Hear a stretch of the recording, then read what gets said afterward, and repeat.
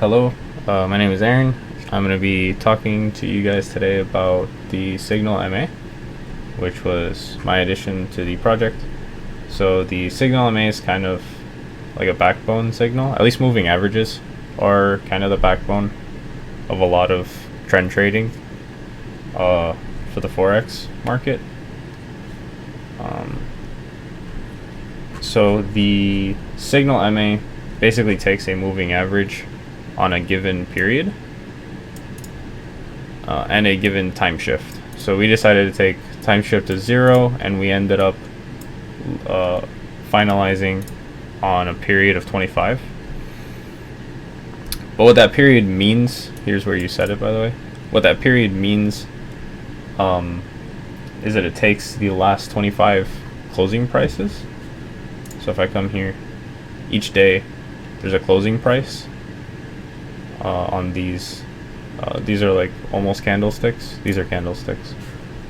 It'll take the closing price for that day, and then for the last 25 of them, and then average them, which gives us one of these smooth curves. Each of these red lines is a moving average that the total system is using.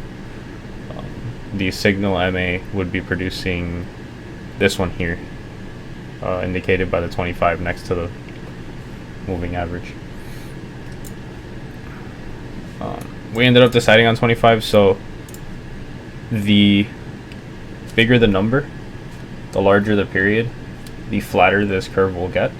The smaller the number, this is a moving average for a different signal, for example, the closer to the price curve it will actually follow. So when the price dips here, this very quick moving average dips as well, where all of the larger ones dip a little bit, but not as much. That's kind of the big important part about SimpleMA, is deciding a period that you're happy with. The way that this actually influences whether or not we're going to buy or sell is by entering these long and short conditions. And the way that it determines whether or not it wants to enter these long and short conditions is by measuring whether or not the actual price is sitting below where our moving average is at. And then whenever they cross, it'll switch. And that about sums it up for SimpleMA. Best of luck.